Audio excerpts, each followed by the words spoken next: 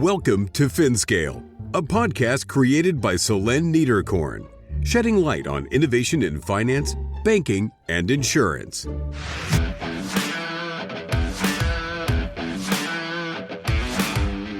Understanding climate risk with a business approach. Lukky Ahmed, CEO and co-founder of ClimateX. When we talk about physical risk specifically and driving, what do they do with it and what do they want to do with it? Ultimately, it has to anchor to one of those things. And so what we've really managed to do, because of the way that we think about the problem statement, is go beyond the physical risk as being the focus of the conversation, which then pushes us up on the agenda in terms of the value that we bring to our customers, which it actually gets them to want to integrate us into their businesses. The topic of climate risk is one that deeply concerns me, as it does many individuals I engage with. In the financial world, it's a subject that's perceived in vastly different ways depending on whom you speak to. I was keen to have this conversation because ClimateX's method strikes me as pragmatic, sensible, and attuned to business realities, a rarity in the climate risk analysis arena. Lukky, the CEO of ClimateX, is an intriguing figure with a profound grasp of his field. He has consistently impressed me since our initial meeting. Our discussion delves into their business methodology and the development of their Spectra model, an impressive and user-friendly tool. We explore how this UK-based startup achieves global reach in providing climate risk data by fusing scientific research with econometrics to produce comprehensive climate risk analytics. I assure you, the conversation is not just enlightening, but genuinely captivating. Enjoy the show. Hi, everyone. Hi, Lukky. Hi, good to meet you. Yeah, great to have you on the podcast. Really happy to dive into what you're building. It's been a while that we had planned the discussion, but then we finally found a date, which has been postponed again. But now we are here for recording. Thank you for your time. Can I ask you to introduce yourself to the listeners and tell a bit more about where you come from and your journey until now? Yeah, sure thing. So firstly, thanks for having me. I've listened to a lot of the podcasts and they've been really good and interesting and insightful. So I am a fan of the show. Also, I guess just in terms of my background and introductions. So my name is Lukky. I am the co-founder and CEO of a company called ClimateX. Prior to founding this company, I spent a decade of my career working within the banking space, within risk specifically. And I did a lot of operational, transformational type work in the regulatory compliance space. And then I had a big business turnaround that I had to lead for HSBC in Turkey. And then I spent a couple of years in Hong Kong between 2015 and 17, actually, building the entire stress testing operating model across the whole APAC region for wholesale credit risk. So the part of the bank that lends to corporates, banks, FIs, there's some trade risk, market risk type work in there as well. So that was a bit of a baptism of fire, but taking a lot of these external macroeconomic shocks and applying it to the balance sheet and P&L of the bank and all the clients that we used to lend to, and understand what that meant from a financial point of view, and then turn that into business strategy, you turn that into pricing, into product, and so on. 2017, after nearly a decade at HSBC, I remember somebody told me that it's really, really cool that I've climbed the ladder and the tower of HSBC. The universe exists inside the hexagon. What a wonderful opportunity. And I think that became my jump off point to say, no, the universe does not belong inside a hexagon or in any particular logo. And I know that empowers a lot of people, but in my case, actually did quite the opposite. And so in 2017, I left Hong Kong, left HSBC. I didn't have a plan, but I knew I wanted to work on something that I would build, and that's something I didn't know what it was. So I moved to London, went into consulting. So I didn't plan to do that. I was headhunted, supported one of the major European mortgage providers in stress testing initially. So the Bank of England stress test and understanding those shocks to the retail mortgage book, and then moving across into various other projects and programs. With finance, we're pulling their hair out because something was happening in the bank somewhere. It was hitting the P&L and they didn't understand it. And so my job was to sort of get my arms around that and really start to anticipate those risks and those challenges and the financial impacts and drive that through the business. So And that's where I met my co-founder, Camille, who was on the quant side, really building these models and throwing the numbers over to me to make sense of. So that's where things started. So even when I start to describe that, I guess, in terms of the type of work I've been involved in on the banking side, it's probably not very difficult to then see a connection between that world of taking these macroeconomic shocks and applying it to the balance sheet and P&L of the bank and our clients to looking at something more existential. Effectively, that's what happened was in 2020, we really, really wanted to understand, because climate change as a problem was becoming more visible, I guess, just generally, people were becoming more aware of it. And my interest was in the fact that, well, hang on, the physical climate risk, so something that's already happening and we're experiencing it, these wildfires, these floods and storms and so on. What happens if that directly affects a building that I own or I'm lending against? The value will change of the asset if it's flooded. So how do I think about that in terms of my loss exposure? What happens if I'm lending to a business and the business has a key distribution center that is completely flooded? Well, they can't get goods and services in and out. What does that mean, right? And so how do they respond to that? What does that mean for the credit profile of that institution? And so all of that becomes really quite an existential risk that nobody was pricing. And I wanted data, really good quality, defensible data that I could use for the purposes of the similar types of work I was doing elsewhere, but within the banking sphere. And that's what we ended up saying. It doesn't exist in the market. We couldn't find data that we as practitioners would want to use because the governance and transparency wasn't there. And we went down this rabbit hole to understand the problem statement. And wind the clock forward, we've now, I guess, established Climate X as one of the leading players in the physical risk market. So we're incredibly proud of the progress that we made so far. And it's amazing. I saw you made a demo last time we discussed, and I was quite amazed. Question to you. You mentioned flooding, but there are many other kind of climate-related risks. Can you say a few words about that? And why did you decide to specifically focus on flooding? Oh, actually, it's an interesting point. So I mentioned flooding as an example because it's what a lot of people are familiar with and it's more visible. But you're absolutely right. There are many other types of physical risks that we focus in on, and we do model internally. So we have a team of PhDs that translate these macro trends from the climate models, which tell you things like how much rainfall to expect, for example, in a particular scenario in a particular year. But what those models don't tell you is what happens when that water hits the ground, right? So we simulate that ourselves and turn that into real world impacts. We don't just look solely at flooding, though it's one of the biggest loss drivers globally in terms of the damages that people see, feel, and experience. There are other hazards. So first and foremost, there's different types of flooding. So flooding isn't just one type of thing. You can get river flooding where the banks overflow. If there's too much rainfall, then you have surface flooding where the drainage doesn't keep up. You've got coastal flooding and storm surges. So there's different ways that water can inundate parts of the land where it shouldn't be there, and that has effects. There's also, on our side, we do model uniquely, actually, geophysical hazards as well. So when I say geophysical hazards, we're talking about things that are involved with the displacement of the ground, right? Or the movement of the ground that we're stood on, for example. So subsidence is one of these silent and quite underestimated risks, which actually ends up costing a lot of money when it happens. It's just less exciting to look at because it happens slowly over time, where the ground is physically like swelling and shrinking. And so that then breaks the foundations of buildings. And actually, a couple of years ago in the UK, we had a 40 degrees day. And then what happened was that subsidence claims increased by 400% off the back of that. Wow. And so it had a huge impact to the insurers. And in France, it's a major issue. In mid-states in the US, it's a major issue. We also cover other things like storms and tropical cyclones, so, wind-related risks. Wildfire is one of those other things that people are interested in, but also from a productivity point of view, things like, extreme heat, right? If it gets really hot, then there's an impact, but there's also building running cost impacts that comes with as well. So we do look at a broad range of the key hazards that exist in the countries where we serve our customers. So it is more holistic than just flooding. Yeah.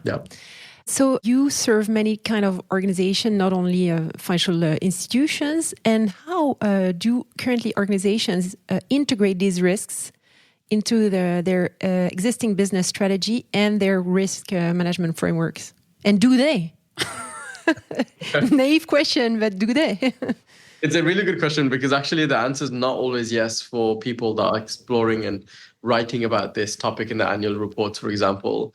So I guess there's if we take things a step back, we speak a lot around physical risk, right? So even now we're talking about floods and fires and that kind of thing. The reality is that our customers in financial services or asset managers, banks, whoever they are, in the end, they are looking to drive business impacts, right? And I think this is something that we really have started to understand around the way that we position even what we do.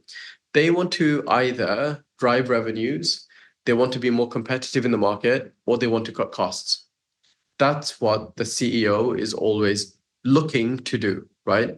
And anything that doesn't do those things becomes automatically a nice to have. And so when we talk about physical risk specifically and driving, what do they do with it and what do they want to do with it? Ultimately, it has to anchor to one of those things. And so what we've really managed to do, because of the way that we think about the problem statement, is go beyond the physical risk as being the focus of the conversation, which then pushes us up on the agenda in terms of the value that we bring to our customers, which it actually gets them to want to integrate us into their businesses. And that's actually something that we have happen quite a lot, which is our customers leverage us, not for specifically regulatory reporting. And a lot of people feel that that's the obvious place to go is there's TCFD or IFRS SS2, there's the regulations coming in from the SEC, for example. Mm-hmm. So people think, well, for me as a business, Climate X, that should be great. People are forced to buy this type of data from someone somewhere in order to disclose their physical risks, right? So that's what they think of as the main use case. And it is true that there are buyers or customers of ours, or potential customers, I should say, that think of it as that way. I need to check this box and make the regulators happy so I don't get fined. That's it. Now, those types of buyers and those individuals in those companies, we fully empathize with the challenge of what they have, but that doesn't bring business value, right?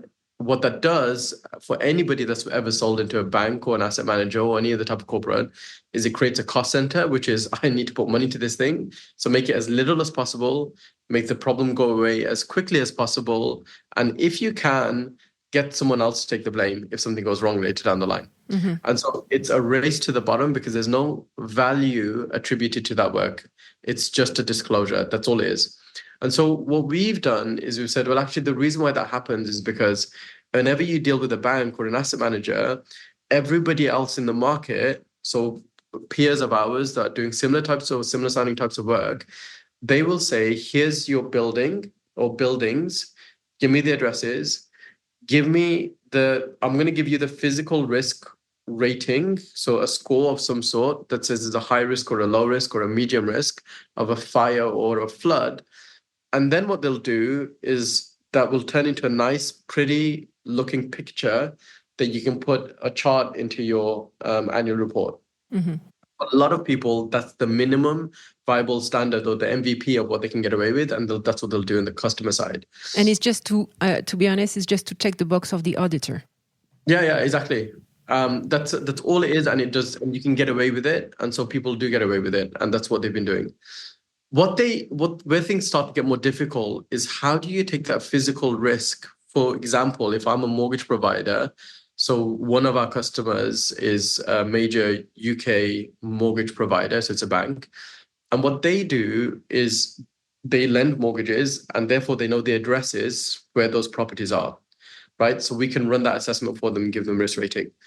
But they don't really care about the risk rating when it comes to the real business side. What they need to understand is if this building is exposed to flooding, how much damage is that going to cause? How does that affect the value of the asset and what I've lent against it in terms of my exposure, right? So they're trying to work this bit out, this component. To do that, you have to turn this physical risk into a dollar impact, right? Or a euro or a pound impact. It has to be translated to a financial metric. Now, if I've got 1 million properties or 300,000 properties in my portfolio, how do I do that? Because I only have the address. Mm-hmm. And the way that you can do it is to recognize the vulnerability of the asset. And so that becomes very difficult because I've got so many of these properties and I don't have that information stored anywhere. So how do I connect the dots between the physical risk and the fire or the flood and the building itself and its characteristics and how vulnerable it will be? So for example, if I have two buildings, one's made of timber and it's a super dry day and it's just wood, and another one is made of concrete and a fire comes rolling through, well, maybe the one made of timber will be more damaged than the one made of concrete, right? That one will burn around and the other one will still be standing. It'll be charred, but it'll be standing. Now, this is the bit where the complexity gets in of how do you connect those dots and know what these buildings are made of, how old they are, what it costs to replace them, and so on. So when we started building Climate X, knowing that that was the end goal was to get to the financial quantification, we did kick off a big piece of work to do the physical hazard modeling in-house. So we hired all these PhDs, climate scientists, and folks that know and understand that discipline. But at the same time, we started on another project, which was to start mapping out buildings around the world. So we've so far got around 1.5 billion assets around the world, where the building that you're probably sat in right now will know where it is, will know what it's made of, will know how it's being used. And all of this information allows us to then utilize damage curves to connect the hazard to the actual financial loss. And that's critical because that turns it from it's a directional trend level analysis to this is the direct impact that this is going to have to my balance sheet and P&L. And when you can give the customer the data in that format of that number that they can trust, they already know how to consume it and use it because there's other things that are driving shocks to the value of the asset or to that corporate today that's a financial shock. So we need to provide it to them. And it's not just about the actual asset itself in terms of the building. You need to look at disruption as well. So what happens if you've got a commercial site? I probably don't own it because I'm a Tesco or Carrefour or a Best Buy. I don't own all of the assets. I lease a lot of it. So what I'm interested in there is actually what happens if the road and rail and power grid, the infrastructure fails around the asset. How much downtime is that going to create where I can't get goods and services in and out? So we've also done that mapping of 75 million kilometers worth of road, rail, power grid, which allows us to also talk about that level of disruption too. So we give you as a customer the balance sheet and P&L impact from nothing other than an address, right? And so that's really important because that then speaks to the financial impact. So the whole topic moves from climate physical risk to financial risk, right? So we've moved now from talking about climate change, but actually the climate indicators are the things that induce the financial shock. That's the conduit. I don't need you, Mr. Customer or Mrs. Customer, to worry about that. That's my problem. You need to look at this dollar impact, and that's what we give to them. So the customers on our side, 94% of our customers are fully implementing us directly into the transaction layer, which means into the business side. They do not use us for regulatory reasons. That's not the reason why people buy from us, is because they can then use that information to translate an ROI and a genuine business value. So we don't need to obsess over the physical risk stuff. They don't know that better than us, and they know that information is true. And so they rely on us for that. We solve the bit that they care about, which is the actual dollar impact. And that's what they can consume. Yeah, that's a different perception, which is certainly very favorable for a business, for you, to be perceived as a profit center, more or less, than a cost center. And we are. There are ways, honestly, that because we operate in the way that we do and we build the workflow that we have for our customers, what it basically means is that genuinely customers already are realizing $1 ROI, where they can be more competitive on deals using what we provide to them. They can close deals not only faster, but they can transact on deals where with other vendors, if they just stop at the physical risk piece, they wouldn't proceed to transact and they'd miss out on these opportunities. So our customers are actually already benefiting from being able to transform the entire client engagement and also the actual process of transacting, because they can do that with us in ways that they just haven't been able to do before. Impressive. I saw your solution during the demo and I was quite amazed. I would be interested that you explain to us how you built it and how did you collect all that data, because it's absolutely granular. You have a lot of data. And second question, how can you manage from a pure calculation power perspective to have that machine running on a continuous basis and updating daily your clients? Yeah, so that's been a huge effort, a collective effort over the last 3 years. It's the reason why, we've been through a few funding rounds. So, you'll see that we raised a bit of money, but it was really to build the core of the business, right? So if you think about all of this, what I've just described to you, we provide value, provide physical risk, etc. Like all of this stuff is great, but in the end, we always recognize that we are a data distribution business, right? That's really what we are. We need to know how to build and scale a platform that allows us to efficiently scale and distribute data to our customers. That's basically what we are in a nutshell. Now, as part of that journey, what we did was we said, first and foremost, whatever we utilize needs to be scalable in terms of its nature. So inherently, we want global data sets because we want to be a 6-continent solution provider. So what are the answers to those questions? So we leverage a lot of upstream data sources, and that comes from, I think, over 500 data sources we have, but generally they compartmentalize into remote sensing, so satellite, imagery data, LiDAR, which is like infrared type signals and so on. So we leverage these types of data sources as one layer.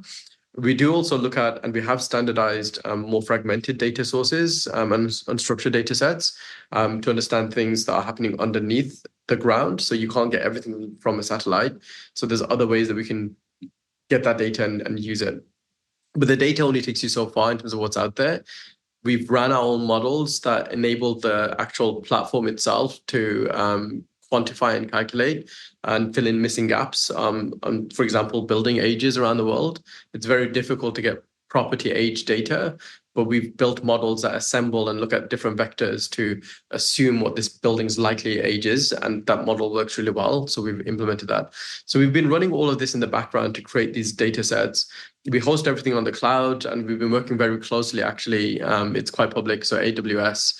They've been really pushing us to the front of their social media recently because they've been working closely to optimize the way that we actually handle and utilize data. So even when you think about load onto the platform, as more people use what we have, there's elasticity built in so that it knows to pull on more resources so that it can operate with less latency. So there's these types of things that we put in place that help us quite a lot. We also make sure that we only generate things as they need to be. So imagine like a video game, oftentimes you walk through and then it generates the world around you within that radius as it's needed.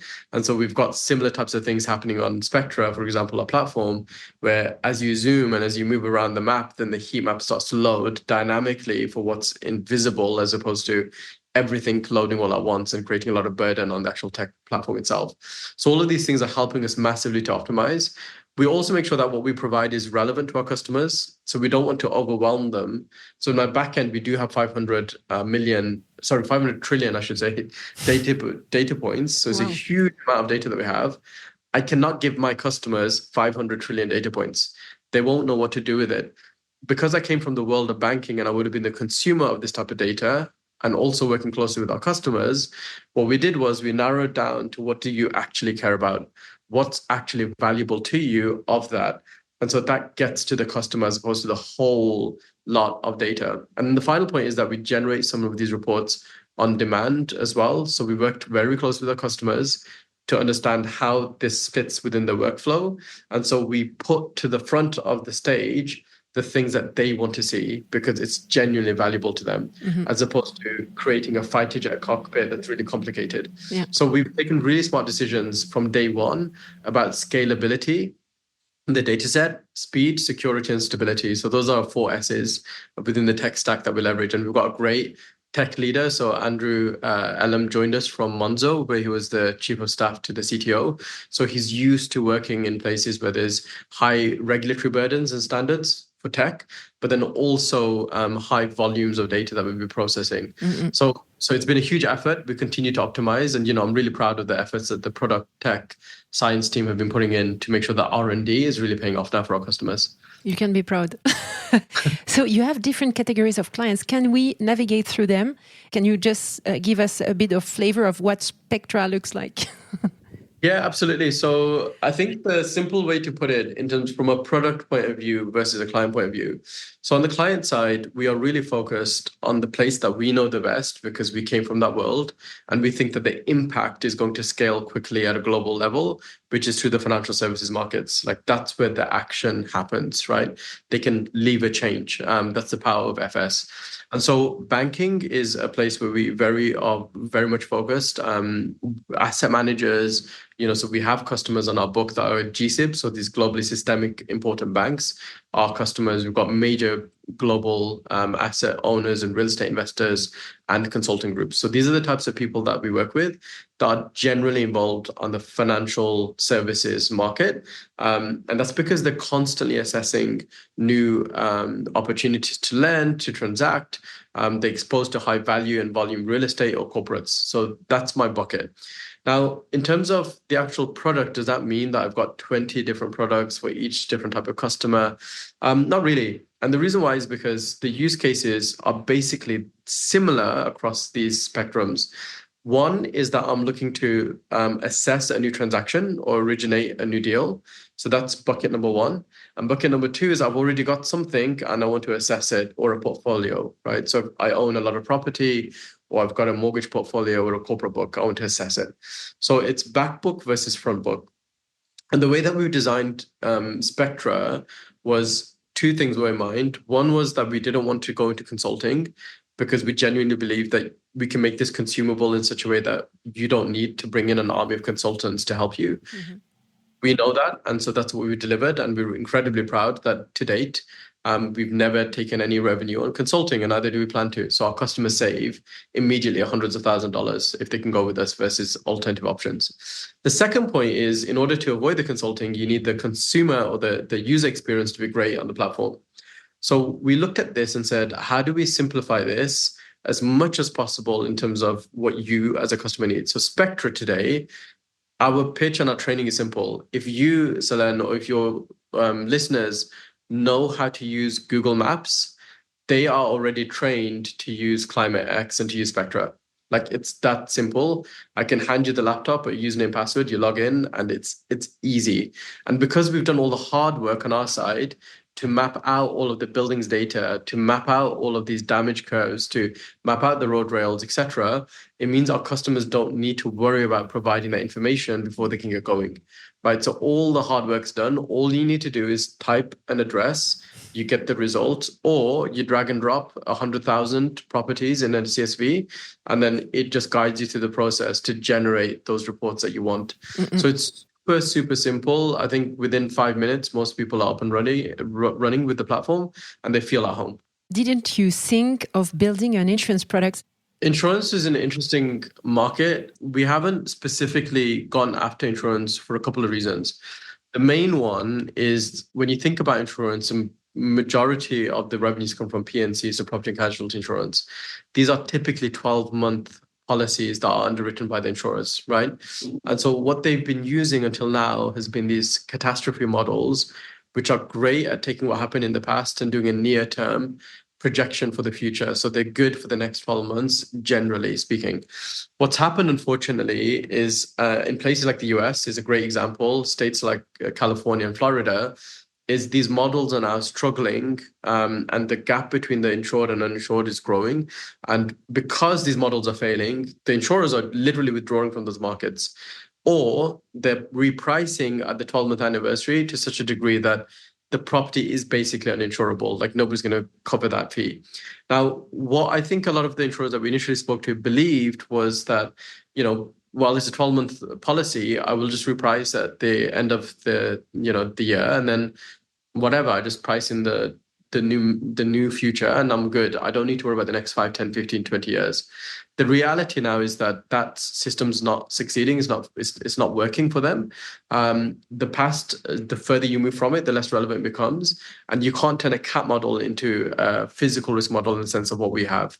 It's a completely different discipline and a different structure that you use to create those projections in the first place. And so increasingly, we're seeing insurers are coming to us because they need to see a different perspective of risk versus what they've used in the past, modeled in a different way. So we are seeing a lot of inbound from some of the major insurers in the world for that reason.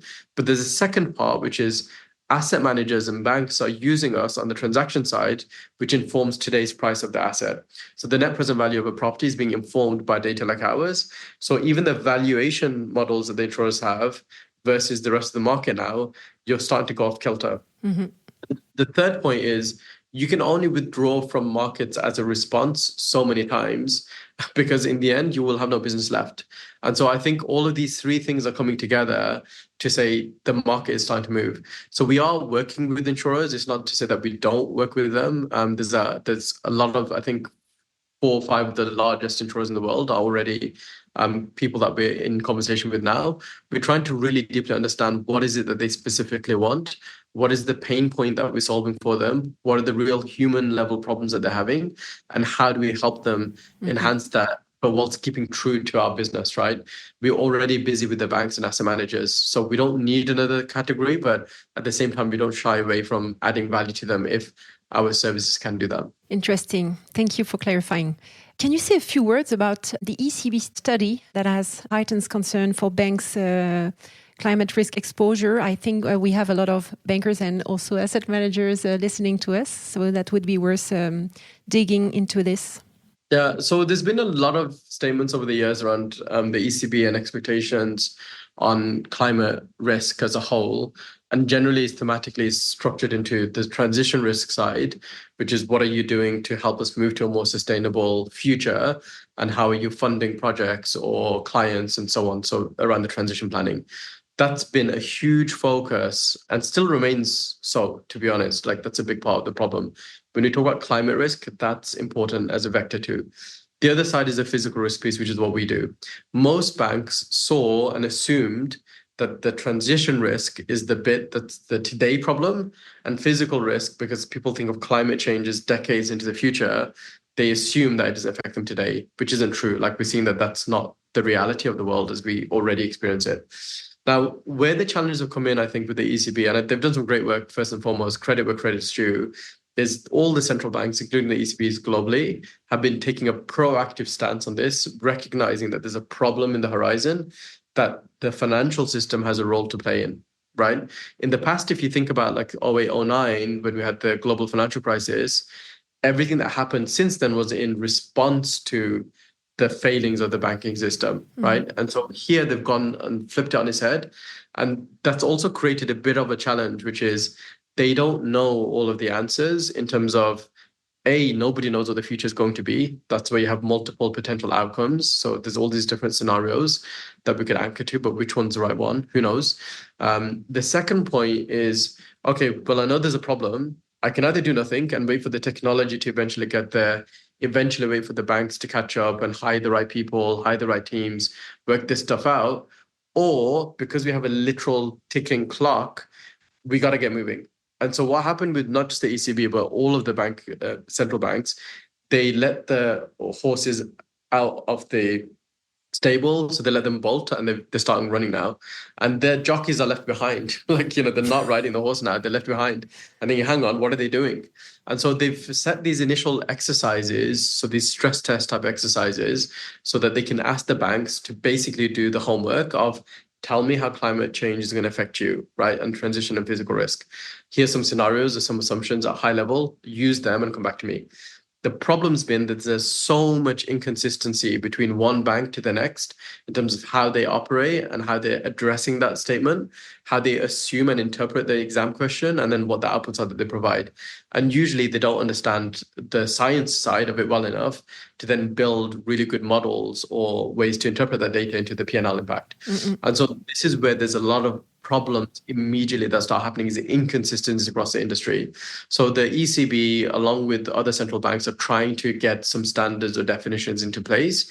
And what we need to get to is, what does good look like? What's good enough? And what's unacceptable? Like, those 3 buckets need to be formed. The second piece is around data gaps and data challenges, which remains. And this is one of the pieces where we really solve a lot of the problems. For most banks, as I mentioned before, they've never experienced this topic before. It's a risk manager that did other risk type of stuff, for the last decade. And suddenly climate change is a problem. And it's a new discipline. And you can't treat it in the same way. It's on different time horizons. So what do you do? And so this has been a major gap, has been around the data and the data quality that they expected to leverage and somehow connect to a probability of default and a loss given default metric. So a PD analysis impact. And that is really, really difficult to do. And so the ECB really has been getting some good guidelines of ways that people can think about that problem statement. But in the end, they rely almost always on vendors, right? They need some provide some parts of those equations. And there's typically been a patchwork of different vendors that creates inconsistencies anyway in its own problems to try and get to something that looks okay and presentable. But they're good to do it for the box checking with the regulatory exercise, but they're not willing to move to the next step, which is I'm going to plug this directly into my originations. It's going to affect pricing. It's going to affect capital. It's going to affect impairment models. They're not willing to take that step because that's way more complicated and dangerous. That's going to affect them directly. So the ECB, recognizing there's not been enough progress fast enough, there's not enough ambition, or there's not enough, work that's happening with the projects to try and address these problems. They're not moving at the pace they wanted. They issued letters to, I think, 20 of the banks saying that this is unacceptable. If you fail to move at the right level and speed and demonstrate progress, then there's an implication and the stick is likely to be fines, or there's additional capital allocation that you're going to have to hold. So there is already consequences now, some stick being shown by the ECB to say you need to do better. But I do empathize with the banks because the banks are saying, but what exactly are you asking me to do when I don't think there's a way to solve this problem? So what is the solution? And none of us can find it, by the way. And it gets even more complicated for different reasons on the corporate side, because on the corporate side, you don't even know where the assets are of the companies that you're expected to assess. And so suddenly risk are asking the front line to ask the customer to complete these ESG surveys. And then they do all this desktop research and they try and get some sort of sense of what the risk might be of a corporate. And they need to try and quantify that. And it's a complete mess. So we solve those problems too for our customers, which is unique to us, but we can do all of that work for them. And we can do it through an automated process, which means that they can get through those requirements faster than anyone else in the market using our solution, but in a very robust and defensible way. So I think it's good news what the ECB is doing in practice and philosophy. I think people generally support it. The time is the concern, but the time is a concern because people don't know what the solutions are to their problems and they can't see the pathway to getting that problem solved with the existing vendor landscape. And hopefully what I'm hoping is that because we came from this world, our empathy with the customer is unparalleled because I spent a decade doing that work and specializing in it. It's a very specific task. And so we built a whole workflow solution that says, we don't just solve your pipe that's leaking in this little bit over here on physical risk. I'm going to solve all of the problems. In fact, I'm going to rip out the whole leaking pipe and swap it with something that's going to give you higher throughput, higher confidence, and more defensibility. So there's work to do. I'm really curious to see how much of what the ECB says is going to be, veiled threats versus are they really going to take the next step and say, hey, whatever bank XYZ, you got a problem, we're going to give you a fine, even though we don't really know what you can do better. I don't know if they're going to take that step, but it'll be fascinating to see what happens. Okay, there was something I was intrigued about is the issue with governance in banks. And on my French channel, I released an episode with one independent director of Amundi Asset Management, which you know well, because I wanted to point the fact that within the risk committees, you hardly find people with a huge knowledge of data and climate-related issues. And this is why I had a discussion with this incredible woman, Natalie Wright. Do you think that there is a direct link between governance issues and climate risk, proper climate risk coverage? That's my assumption. There is very much so. And it's an interesting one because when we started the company, it's part of the reason why we've done what we have. Like we could have technically bought data sets from different places and assembled that, and then we could have tried to build like a financial layer on top of it and said this is what we do as a value and just deliver that right into the market. The problem is that you lose control. Like one of the key things that we, to the frustration of many people in banking, like we try and avoid model governance, like we're allergic to it, right? So I will call this, no, it's not a model, it's a tool, call it a tool because it's in Excel. And so then that avoids the whole governance traps that you need to do. So we know that it's difficult and it's painful, but actually it's a really good discipline to have.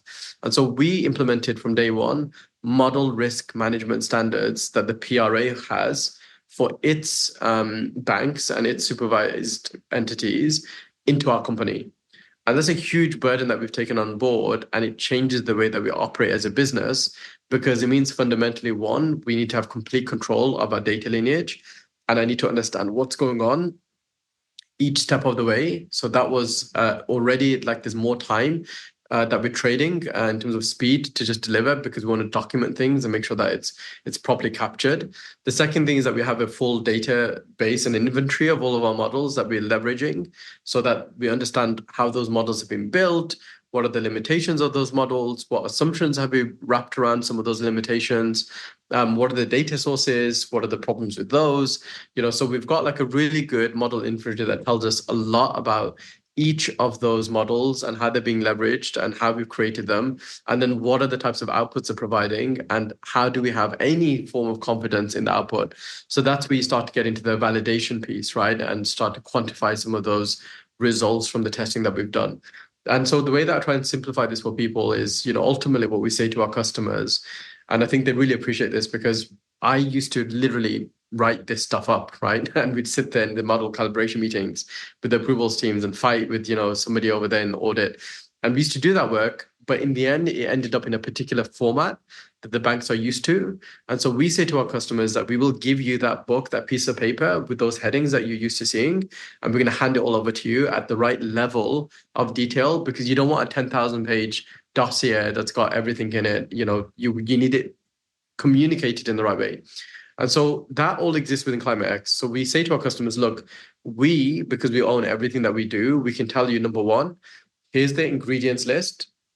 So all of the items, all the data sources that we have, we're fully transparent about that. And here's the recipe card. So this is the methodology. This is what we've done. This is why we made those decisions. These are alternative things we could have done, but we chose not to. So we open all of that up as well. And then we say here at the end, there's your cake, right? And hopefully, if you like the ingredients and you're not allergic to something over here, and if you like the methodology and the way we've cooked it, it's cooked just right to the way that you like it, then you like the cake at the end, right? So that's what we give you. And we'll never, ever say to anyone, our cake is better than someone else's. What we do say to them is, please go and, before you eat that food, you probably want to know where it came from, right? And if you don't know that, well, ask the customer, ask your other vendors, like, do you have the answers to those questions? But from a governance point of view, why it ultimately matters is that this is linking into the business side, the transaction layer, where you, Solen, if you're buying a house, your interest rate will be affected by this data. So you should make sure that your bank is being responsible in terms of what they're putting into that model, into the card, what's going into pricing that then affects you. If you're a shareholder, you care about your dividends. So, well, actually, that's constrained by all of these other things. So, is the bank doing its job in properly onboarding something that they can trust and understand? And we always say to our customers and to everybody in the market, we can never, ever claim, in fact, nobody can claim to have the best models. The best model is the one that said in 2054 that there would or wouldn't be flooding in this area, and they were right. But we won't be around at that time to answer those questions, right? So we can't say that we are the best. That's the most accurate. It comes to somebody about something that happens or may not happen in the future. Well, we're interested in saying that this is what we did. These are decisions we took. This is why we took those decisions, and that's the output leads to. We think that story that supports the end number makes sense. And we can stand based on these assumptions. If you're good with that, then let's proceed. Most of our customers, I think the thing that comes up more than anything, in fact, more than the platform and how great it is, the workflow integrations, what they care about is they can trust our process, they can trust the methods that we've been through and why we've taken those decisions, and therefore they can trust the output of all of that, which is the number that we deliver to them. I like your vision. So you mentioned you had recently a funding round. So where does this funding round bring you? Yeah, so this funding round we've just closed, and I think it leaked on Sifted anyway a couple of weeks. So thank you to whoever it was that was so excited. That was not official on Sifted? No. I think the market has a leak, and we didn't have any comments. So this is the first comment that's happening around the fact that it even took place. But yeah, so this funding round is really important to us because we are at a point now where in VC speak, I guess, like we've achieved what we believe to be really strong product market fit, as in we are solving genuine, real problems for our customers. We can solve that for many customers, global customers. And so increasingly now we see that this is really about how do we get what we've built and spent so much time working on in front of them, right? And so that's building the actual front end of the organization to sell our products, yes, but also to support the customers as they go on this journey and then feed their needs and their future requirements back into our product roadmap and development. So that's been a critical part of what this funding round is going to enable us, is to really elevate to that global scale now. It's a real landing mark for us. In addition to that, we also are going to start our international expansion as well. So we do have customers that have the HQs in the US and in Canada. And so there'll be a lot more activity happening on the US side, particularly given that the market is already waking up to this. Now, by the way, I should say, when I say waking up to this, you're probably thinking physical risk because of the SEC disclosures and, they care about physical climate risk. What I'm actually talking about is, from a Climate X perspective, is they can make money in ways that they never made money before. They can save money in ways they never saved before. So whenever I go to a customer and I say, hey, are you ready for physical risk? We can have a debate and discussion about it, and we can conclude that, yes, we think the answer is yes. But if you say to our customers, are you ready to save money? Are you ready to make money? Are you ready to take a competitive advantage? The answer is, oh, I was ready to do that last year. Where do I sign? How do I get moving forward with this thing, right? So it's a very different conversation. So that's where the funding round is going to take us as part of the Series A. It's also going to allow us to develop some additional products that have been on our roadmap for quite some time, to expand the offering beyond just the physical risk and assets, but we are leaning into additional areas of interest. So nature biodiversity keeps coming up as a topic that people are exploring. We're part of TNFD, and so we know that there's another type of adjacent problem that we can help our customers with as they go on the journey and that discovery process. So we want to walk alongside them with that. So I'm excited to see how the product evolves over the next 12-24 months. Me too. Me too. Lukky, I always, as you know, conclude my interviews by a book recommendation. So what is your recommendation to us? So my recommendation is a boring one because my life is just really geared around, and this is for anybody here that wants to start their own company or is starting their own business, but there's a book called Zero to IPO that I love. And the reason why I love it is because, it's really explaining what the mechanics are and what the real grind and the difficult parts of building a global SaaS business. So it's actually by the founders of Okta. So a lot of, I guess, the enterprises here will know what Okta is because you use it for single sign-on and that kind of thing. But that approach of just centralizing everything around the customer, obsessing over being there for the customer, and turning up in person, people buy from people, and the importance of trust and how we sort of leverage that as part of building a new category is really, really draws a lot of parallels to what I'm doing right now at Climate X. So it's just fascinating to see somebody else did it on a different type of journey. And this was specifically around the single sign-on, that revolution that happened around technology and security, but in another space that we're walking in. And then from time to time, they bring in other great founders of great companies that talk about those specific difficult challenges that they went through. So if anyone's interested in enterprise sales, which sounds boring, but for me, it's super exciting, then I'd definitely recommend that as a good read. Thank you very much, Lukky. That was great, and congrats. Awesome. Thank you. Bye. Thank you all for listening and sharing this moment with us. Don't hesitate to contact me on Twitter or LinkedIn to share your comments and reactions. You can also rate this episode on your favorite podcast platform. See you soon.